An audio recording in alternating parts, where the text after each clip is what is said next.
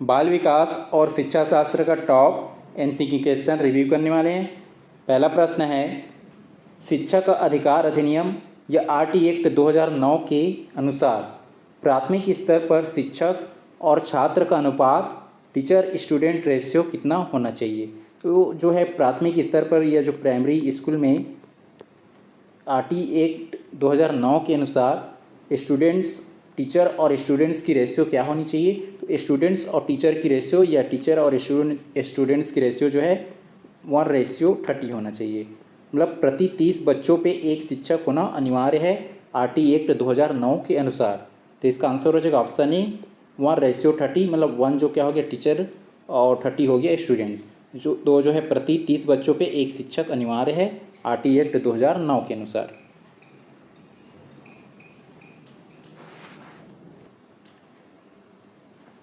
प्रश्न है, बाल विकास के संदर्भ में सूक्ष्म गत्यात्मक कौशल या फाइन मोटर स्किल का उदाहरण कौन सा है।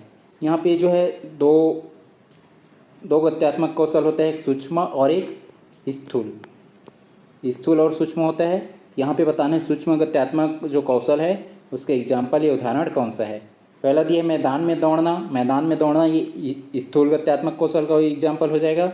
रस्सी कूदना ये भी स्थूल का हो जाएगा। कागज़ पर लिखना या चित्र बनाना, कागज़ पर लिखना या चित्र बनाना या सुई में जो है धागा पिरोना, ये सब किस में आता है, सूक्ष्म गत्यात्मक कौशल के उदाहरण में आता है। तो इसका आंसर हो जाएगा ऑप्शन सी, कागज़ पर लिखना या चित्र बनाना ये सूक्ष्म गत्यात्मक कौशल का एग्जाम्पल है, ये उदाहरण है। और सीढ़ियाँ चढ़ना ये स्थूल गत्यात्मक कौशल का उदाहरण है। तो इसका आंसर हो जाएगा ऑप्शन सी।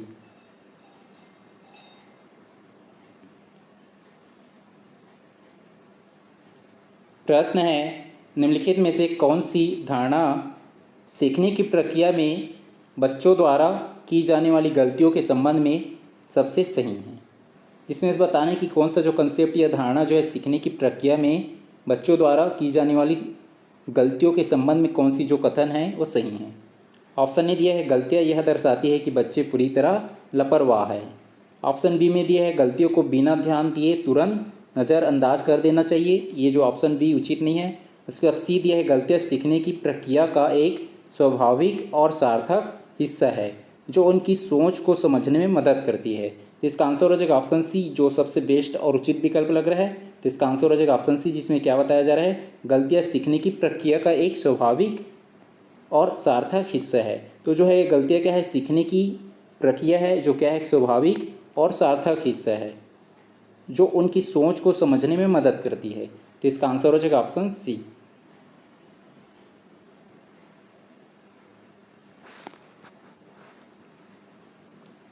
प्रश्न है, विशेष आवश्यकता वाले बच्चों चिल्ड्रन विथ स्पेशल नीड्स के संदर्भ में क्षति, अपंगता और अक्षमता के बारे में क्या सत्य है।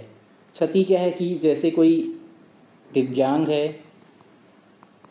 दिव्यांग जैसे आँख से और न पैर से दिव्यांग है, आँख से जैसे दिव्यांग है, ये क्या है, क्षति है।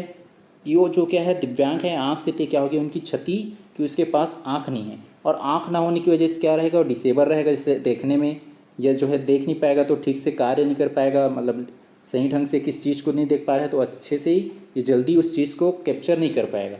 ये क्या होगा, उसको इस क्षति के कारण जो है उसको क्या हो रहा है, इस क्षति के कारण वो अक्षम है उस कार्य को करने में, यह डिसेबल है। तो इसका आंसर हो जाएगा ऑप्शन बी, जिसमें क्षति क्या है, शारीरिक या मानसिक स्तर पर संरचनात्मक नुकसान है।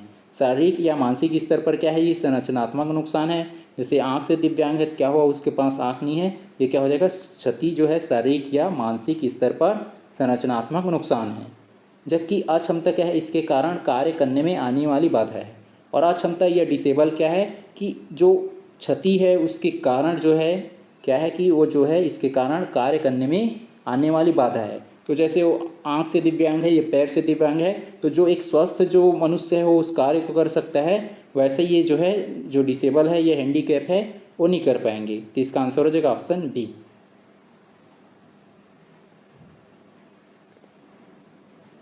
क्वेश्चन है, सीखने की प्रक्रिया में अभिप्रेरण या मोटिवेशंस की क्या भूमिका है।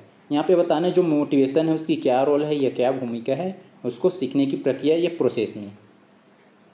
तो इसका आंसर हो जाएगा ऑप्शन बी, जिसमें यहाँ शिक्षार्थियों में सीखने के प्रति रुचि, मतलब ये जो शिक्षार्थी मतलब जो स्टूडेंट्स हो गया, ये शिक्षार्थी हो गया जो शिक्षा ग्रहण कर रहे हैं, तो उसमें जो है सीखने के प्रति क्या है, रुचि, इंटरेस्ट और उत्सुकता पैदा करता है, मोटिवेशन। तो इसका आंसर हो जाएगा ऑप्शन बी, कि यदि वो मोटिवेट होकर क्या करेगा, और सीखने के प्रति इंटरेस्ट क्रिएट होगा और उसमें जो है उत्सुकता उत्पन्न होंगी। तो इसका आंसर हो जाएगा ऑप्शन बी।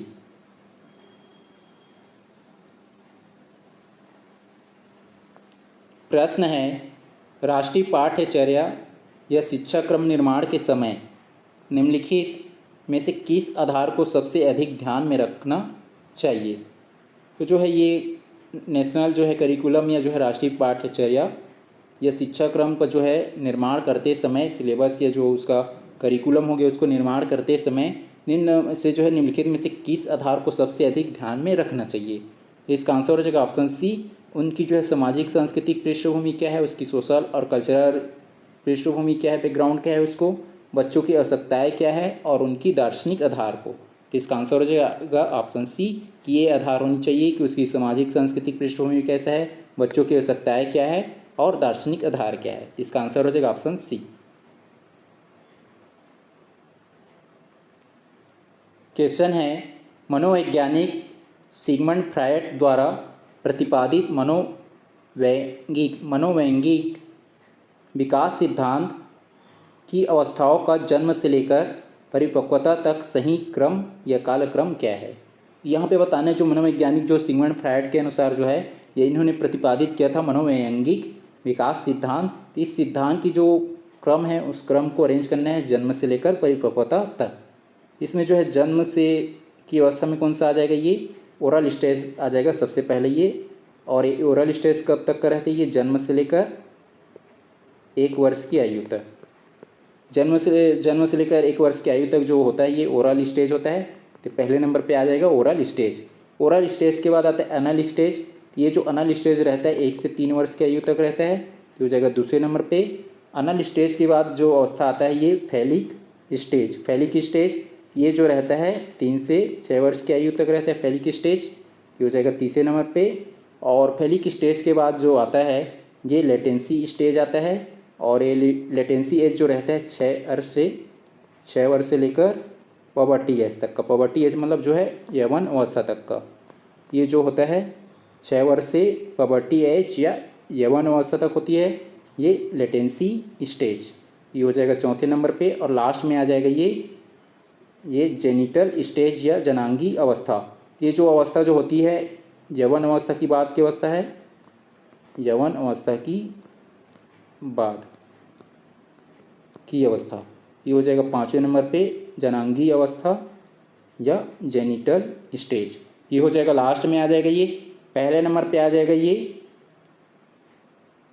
एम वाला, दूसरे नंबर पे हो जाएगा ये के, और तीसरे नंबर पे आ जाएगा ओ तीसरे नंबर पे, और चौथे नंबर पे आ जाएगा एल, और लास्ट में 5वें नंबर पे आ जाएगा एन। शुरू में एम, तो ऑप्शन सी और डी में एम नहीं है, सी डी को हटा दिए। एम के बाद के ऑप्शन ए में नहीं है तो ऑप्शन ए को भी हटा दिए। और के बाद ओ, और ओ के बाद एल के बाद एन, ये ऑप्शन बी में है। तो इसका आंसर हो जाएगा ऑप्शन बी।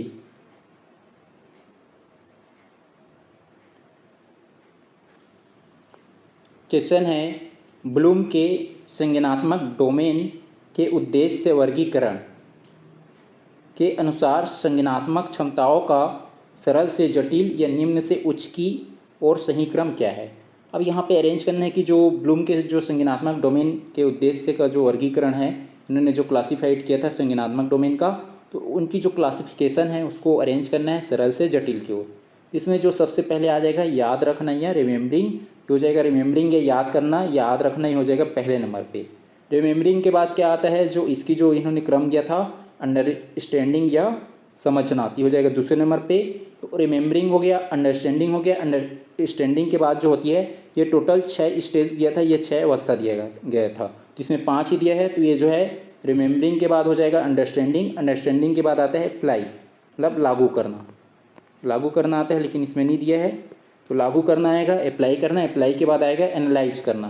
तो एनालाइज करना या विश्लेषण करना ही हो जाएगा, इसमें नहीं दिया है तो इसको तीसरा नहीं लेंगे, इसको ले लेंगे तीसरे नंबर पे। एनालाइज करना के बाद आ जाएगा ये इवेलुएट करेंगे, ये हो जाएगा इवेलुएट करना, ये हो जाएगा चौथे नंबर पे। और फिर अंत में जो है क्रिएटिंग करते हैं, सृजन करना, ये हो जाएगा पाँचवें नंबर पे। ये जो है ये ब्लूम के संज्ञानात्मक डोमेन के जो उद्देश्य है उन्होंने क्लासिफाइड किया है। तो पहले नंबर पे उन्होंने दिया है रिमेंबरिंग को, उसके बाद जो है उन्होंने दिया है अंडरस्टैंडिंग को, अंडरस्टैंडिंग के बाद उसको अप्लाई करना, लागू करना, उसके बाद जो है एनालाइज करना, एनालाइज के बाद जो है उसको इवेलुएट करना, मूल्यांकन करना, और अंत में उसको क्रिएटिंग या सृजन करना। तो इसमें पहले नंबर पे हो जाएगा एल, दूसरे नंबर पे हो जाएगा एम, और तीसरे नंबर पे हो जाएगा के, चौथे नंबर पे हो जाएगा एम, और लास्ट में हो जाएगा ओ। शुरू में एल, तो ऑप्शन ए और डी में नहीं है एल, तो ऑप्शन ए और डी को हटा दिए। एल के बाद एम, एल के बाद एम, तो एल के बाद एम जो है ऑप्शन सी में नहीं है, सी को हटा दिए। शुरू में हो ए और डी को हटा दिए हैं। शुरू में हो जाएगा ये एल, एल के बाद अंडरस्टैंडिंग, यहाँ पे ये एम नहीं है एन है, ये एन है।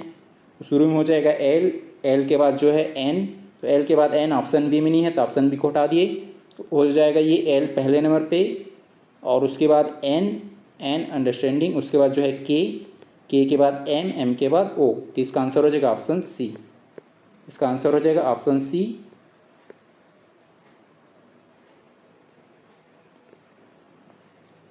क्वेश्चन है, भाषा विकास और संप्रत्यय निर्माण के दौरान एक बालक के भीतर शब्दों और वाक्यों के भाषाई घटकों के परिपक्व होने का सही तार्किक क्रम क्या होता है। इसको अरेंज करना है कि जो है बच्चा क्या कर रहा है, यहाँ पे भाषा विकास का क्रम बताना है कि जो है संप्रत्यय निर्माण के दौरान एक बालक के भीतर शब्दों और वाक्यों के भाषाई घटकों के परिपक्व होने का सही क्रम क्या है। मतलब बच्चे के अंदर जो है भाषा विकास होता है उसकी क्रम को बताना है कि पहले से लास्ट के क्रम में क्या आएगा। इसमें जो है सबसे जो छोटी इकाई होता है ध्वनिग्राम या स्वनिम। तो इस जो अवस्था में बच्चा क्या करना बोलता है, वर्डों को, या जो है भाषा की सबसे छोटी इकाई जो क्या होती है, वर्ड जो होता है, इस अवस्था में बच्चा जो है सबसे छोटी इकाई स्वनिम या ध्वनिग्राम जो है बोलना सीखता है। जैसे हो गया ब, ज, च, जो भी है, ये जो वर्ड जो है बच्चा छोटा छोटा यहाँ पे वर्डों को बोलना सीखता है, इसी को बोल जाता है स्वनिम या ध्वनिग्राम की अवस्था। तो हो जाएगा पहले नंबर पे ध्वनिग्राम या स्वनिम की अवस्था। तो स्वनिम से मिलकर मतलब जो वर्ड है उससे मिलकर फिर क्या बनेंगे, जैसे आ हो गया, अब हो गया, चल हो गया, घर हो गया। तो ये जो है छोटे छोटे क्या बन रहे हैं, यहाँ पे शब्द बन रहे हैं। तो सबसे छोटी जो शब्द बोलना को इसमें सीखते हैं ये रूपिम या अर्थग्राम की अवस्था में। तो स्वनिम से मिलकर क्या बनेगा, रूपिम बनेगा। तो हो जाएगा दूसरे नंबर पे रूपिम या अर्थग्राम। अब इसके बाद जो है ये बच्चे यहाँ पे सबसे पहले वर्ड बोलना सीखा, फिर धीरे धीरे वो शब्दों को बोलना सीखता है, फिर शब्दों से मिलाकर वो जो है जैसे चल घर, चल घर, या जो है घर चल। तो ऐसा जो है फिर धीरे धीरे कि वो बच्चा क्या है वाक्य विन्यास, मतलब जो है ये वाक्य बनाना सीखेंगे, सेंटेंस बनाना सीखेंगे। तो हो जाएगा तीसरे नंबर पे। फिर अंत में जो है अर्थ विज्ञान, मतलब इसमें जो है जो वाक्य है वो बोल रहा है उसको यहाँ पे उसकी अर्थ को समझना लगेगा। तो हो जाएगा चौथे नंबर पे। तो शुरू में आ जाएगा इसमें एल, एल के बाद दूसरे नंबर पे के के बाद तीसरे नंबर पे एम, और लास्ट में आ जाएगा एन। शुरू में एल, तो ऑप्शन सी और डी में नहीं है एल, तो सी डी को हटा दिए। एल के बाद के, एल के बाद के ऑप्शन ए बी में नहीं है, बी को हटा दिए। तो इसका आंसर हो जाएगा ऑप्शन ए, जिसमें शुरू में हो जाएगा एल, फिर के बाद एम, एम के बाद एन। तो इसका आंसर हो जाएगा ऑप्शन ए।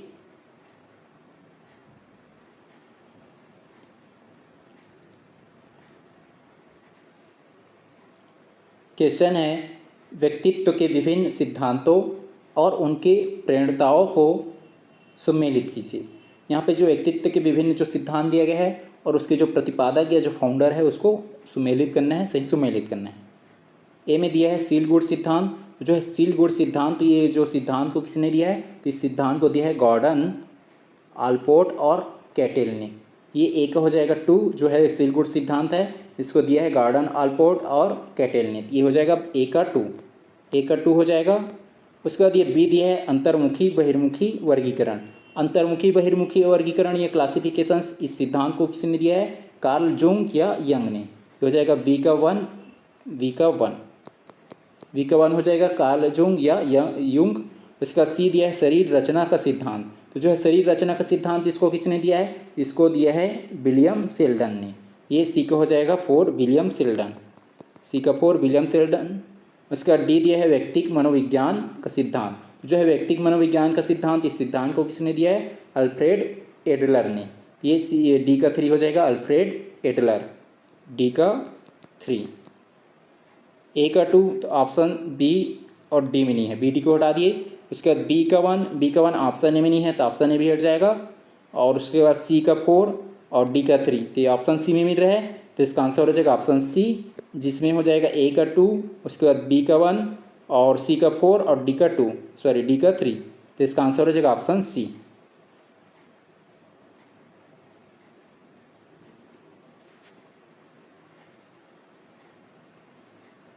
क्वेश्चन है, निम्नलिखित बाल विकास से संबंधित वैधानिक अधिनियमों और उनके भारतीय संसद में पारित होने के वर्षों को सुमेलित कीजिए।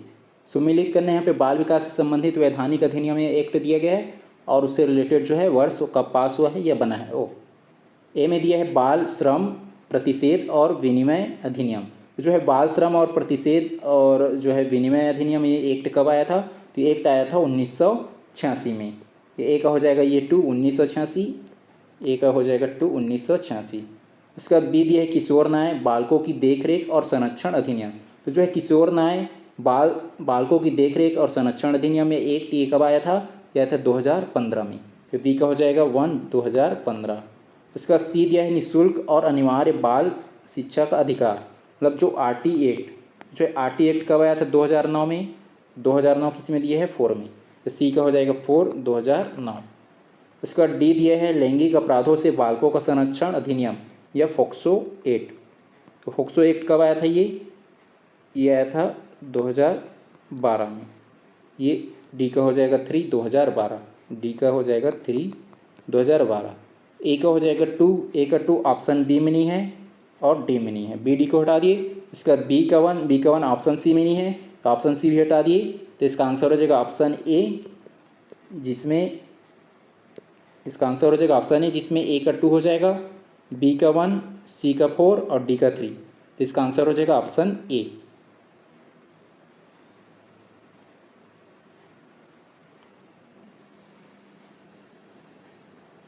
क्वेश्चन है, सूक्ष्म शिक्षण या माइक्रो टीचिंग के अंतर्गत एक शिक्षक के लिए प्रशिक्षण चक्र के विभिन्न पदों का सही तार्किक अनुक्रम क्या होता है? तो जो ये माइक्रो टीचिंग है, माइक्रो टीचिंग, इस सिद्धांत को या इस थ्योरी को जो है दिया था D.W. एलन ने, D.W. एलन ने दिया था। और इन्होंने इस अवस्था में या जो माइक्रो टीचिंग की जो अवस्था है, इसमें जो प्रशिक्षण चक्र है, इसके लिए जो ड्यूरेशन से टाइम दिया था 36 मिनट का टाइम सेट किया था।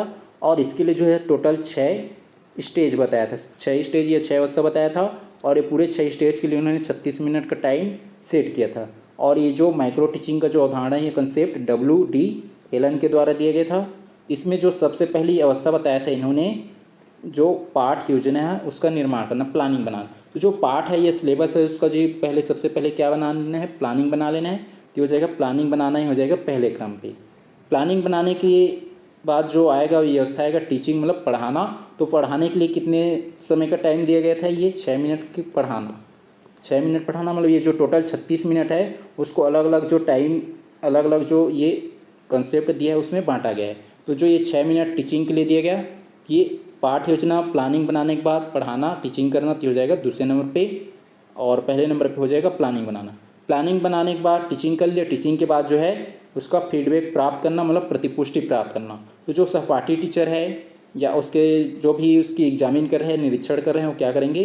फीडबैक देंगे कि वो कितना अच्छा पढ़ा पा रहा है या उस चीज़ को कवर कर पा रहे हैं कि नहीं। तो ये फीडबैक देना तो हो जाएगा तीसरे नंबर पे। और फीडबैक जो रहेगा ये भी 6 मिनट का रहेगा। 6 मिनट मतलब उसकी जो है फीडबैक देखेगा, मतलब उसका जो जांच करेगा या उसका एग्जामिन करेगा, ये हो जाएगा 6 मिनट का।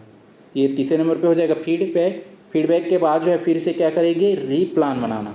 रीप्लान बनाएगा, फिर से वो जो है पाठ योजना बनाएगा, फिर से उसमें जो भी कमियाँ रहेगा उसको सुधार करेगा। ये हो जाएगा चौथे नंबर पे। फिर जो है रीटीचिंग कराना, रीटीचिंग कराना मतलब फिर से पढ़ाएगा, तो हो जाएगा 5वें नंबर पे। और ये जो फिर से पाठ बनाएगा इसके लिए 12 मिनट का टाइम देंगे। और ये जो रीटीचिंग के लिए इसके लिए 6 मिनट का टाइम। रीटीचिंग के बाद फिर से क्या करेंगे? रीफीडबैक। रीफीडबैक में चेक करेगा तो ये जगह फिर से रीफीडबैक, लेकिन यहाँ पे ये दूसरा वाला रीफीडबैक नहीं दिया है, इसमें 5 ही है, तो जो छठवां फिर से क्या हो जाएगा, छठवां अवस्था जो होगा ये रीफीडबैक, और ये भी कितने मिनट का रहेगा, 6 मिनट का। तो ये हो जाएगा 6 और 6 12, 12 और 12 24 हो जाएगा, और 6 6 12 और 6 18, 18 और ये कितना हो जाएगा, 18 और 12 हो जाएगा ये 30, और ये हो जाएगा 36। तो ये टोटल 36 मिनट का टाइम ड्यूरेशंस में ये बांटे थे अलग अलग पार्ट में। इसमें पहले क्रम पे क्या आ जा रहा है, पहले नंबर पे आ रहा है एल। शुरू में जिसमें एल नहीं है उसको हटा देंगे, ऑप्शन सी में नहीं है और डी में नहीं है। एल के बाद जो है पाठ योजना के बाद ये टीचिंग के दूसरे नंबर पे, तो ऑप्शन ए में के नहीं है तो ऑप्शन ए को हटा देंगे।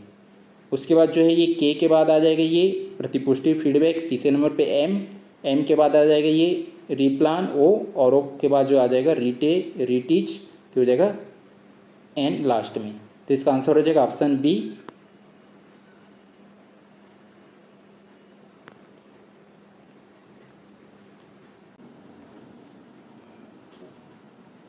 प्रश्न है, निम्न कथनों में से सही कथनों के समूह का चयन कीजिए। सही कथन का चयन करना है। पहला कथन जे दिया है, बाल्य अवस्था में शारीरिक वृद्धि की गति शैशवावस्था की तुलना में धीमी हो जाती है। ये जो कथन जे सही हो जाएगा। बाल्य अवस्था में क्या होता है, जो फिजिकल ग्रोथ है या शारीरिक ग्रोथ की जो गति है या स्पीड है, शैशवावस्था की तुलना में क्या हो जाता है, धीमी हो जाती है या कम हो जाता है। तो ये जो कथन जे सही है। तो जिस ऑप्शन में जे नहीं है उसको हटा देंगे, ऑप्शन सी में नहीं है तो ऑप्शन सी को हटा दिए।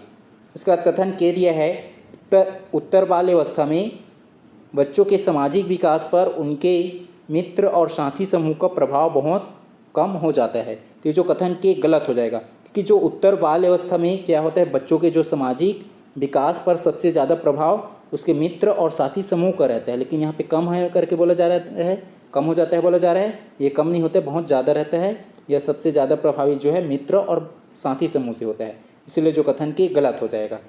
इसमें जिसमें के है उसको हटा देंगे, ऑप्शन ए में है, और ऑप्शन डी सभी कथन दिए, मतलब ये के भी आ जाएगी इसमें, तो ऑप्शन डी भी हट जाएगा। उसका कथन एम दिया है, विकास एक सतत चलने वाली प्रक्रिया है जिसमें शारीरिक, मानसिक और सामाजिक पहलू आपस में जुड़े हुए हैं। ये जो कथन एम ये भी सही है कि जो विकास क्या है, एक सतत चलने वाली प्रक्रिया है, प्रोसेस है, जिसमें शारीरिक हो गया, फिजिकल, मेंटल और सोशल जो पहलू है ये आपस में एक दूसरे से जुड़े होते हैं। तो जो कथन एम ये सही है। उसके बाद कथन एम दिया है, बच्चे के गत्यात्मक विकास पर उसके पोषण और शारीरिक नियंत्रण के स्तर पर कोई प्रभाव नहीं पड़ता है। ये जो कथन है ये गलत हो जाएगा, क्योंकि बच्चे के जो गत्यात्मक विकास पर उसके पोषण हो गया और शारीरिक नियंत्रण पर प्रभाव पड़ता है, लेकिन यहाँ पे नहीं पड़ता है बोला जा रही, इसलिए जो कथन एन ये गलत हो जाएगा। इसमें कौन कौन से कथन सही हो रहे हैं, कथन जे और कथन एम, जे एम सही है, तो इसका आंसर हो जाएगा ऑप्शन बी, जिसमें कथन जे और एम सही है।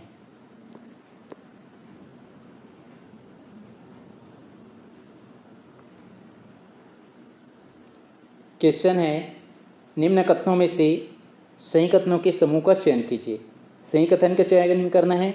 पहला कथन दिया है, पी जीन पियाजे के अनुसार औपचारिक संक्रियात्मक अवस्था में किशोर अमूर्त और काल्पनिक रूप से सोचने में सक्षम होते हैं। ये जो है कथन पी सही हो जाएगा। जीन पियाजे के अनुसार जो है औपचारिक संक्रियात्मक की जो अवस्था होती है, इस अवस्था में किशोर जो है अमूर्त और काल्पनिक रूप से सोचने में सक्षम हो जाती हैं। तो जो कथन पी ये सही है। तो जिस ऑप्शन में पी नहीं है उसको हटा देंगे, ऑप्शन बी में नहीं है तो ऑप्शन बी को हटा दिए। उसके बाद कथन क्यों दिया है, ले वाइगोत्स्की के अनुसार मचान या इसके फोल्डिंग का अर्थ बच्चे को बिना किसी मदद के स्वतंत्र रूप से कार्य करने देना है। तो ये जो कथन क्यों गलत हो जाएगा, क्योंकि जो इसके फोल्डिंग का मतलब यही है कि बच्चे को इसमें सीखने में क्या करना, सहायता देना, बच्चे को सीखने में सहायता देना। और ये सहायता जो है बड़ों या टीचर के थ्रू जो है बच्चे को सिखाते हैं, इसमें जो है क्या बोला गया, स्वतंत्र रूप से कार्य करने के लिए देना होता है बोला जा रहा है। ये जो गलत हो जाएगा, क्योंकि जो है इसके फोल्डिंग में बच्चों को सीखने में सहायता दिया जाता है। तो जो कथन क्यों गलत है, जिस ऑप्शन में क्यों है उसको हटा देंगे। ऑप्शन ए में है क्यों और ऑप्शन डी में भी आ जाएगा क्यों, तो ए और डी हट जाएगा। उसके बाद कथन आर दिया है, बच्चे अपनी गलतियों के माध्यम से यह सीखते हैं कि किसी समस्या के समाधान के लिए वैकल्पिक रास्ते कैसे खोजे जाए। मतलब यहाँ पे बताया जा रहा है कि बच्चे जो है अपनी गलती के माध्यम से यह सीखते हैं कि किसी समस्या के समाधान के लिए, जो समस्या है उसकी समाधान या सॉल्यूशंस करना है, तो उसके लिए वैकल्पिक रास्ता क्या हो सकते हैं, ये कैसे खोजे जाए करके अपनी गलतियों के माध्यम से बच्चे सीखते हैं। तो ये जो कथन आर ये सही है। उसका जो है कथन एस दिया है, अभिप्रेरण या मोटिवेशंस का उपयोग कक्षा में बच्चों की सीखने की उत्सुकता और ध्यान को बढ़ाने के लिए किया जाता है। तो जो कथन एस ये भी सही है कि अभिप्रेरण हो गया या मोटिवेशंस का उपयोग जो है ये यूटिलाइज जो है कक्षा में क्लासरूम में बच्चों की जो सीखने की जो उत्सुकता है, सीखने के प्रति लगाव और ध्यान को बढ़ाने के लिए किया जाता है। तो जो कथन एस ये भी सही है। इसमें जो है क्यों बस गलत है, बाकी जो है कथन पी आर और एस, तो ये कथन पी आर एस सही है। तो इसका आंसर हो जाएगा ऑप्शन सी, जिसमें कथन पी आर और एस सही है। तो इसका आंसर हो जाएगा ऑप्शन सी।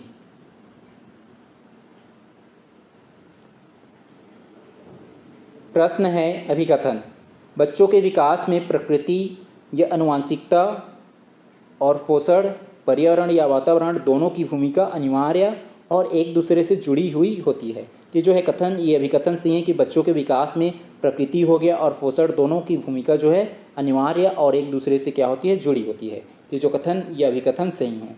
उसके बाद कारण दिया गया रीजन, एक बच्चे के संज्ञानात्मक और सामाजिक विकास की गति केवल उसके जन्मजात जीन्स द्वारा ही पूरी तरह निर्धारित हो जाती है और जो परिवेशी अनुभव का इस पर कोई प्रभाव नहीं पड़ता। ये जो कारण गलत हो जाएगा, क्योंकि जो संज्ञानात्मक और सामाजिक विकास का जो इन दोनों के विकास में महत्वपूर्ण जो भूमिका रहता है, बच्चों की अनुभव हो गया, उसके वातावरण हो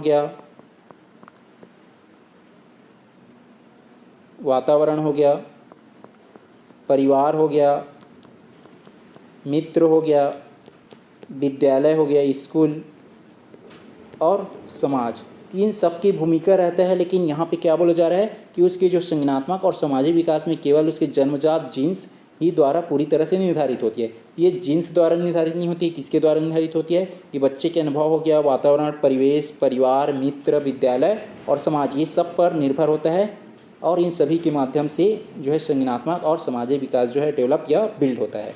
तो जो कारण गलत हो जाएगा और अभिकथन सही है। इसमें अभिकथन सही लेकिन आर गलत है, ऑप्शन सी में है। तो इसका आंसर हो जाएगा ऑप्शन सी, जिसमें एसर्शन सही है और रीजन गलत है।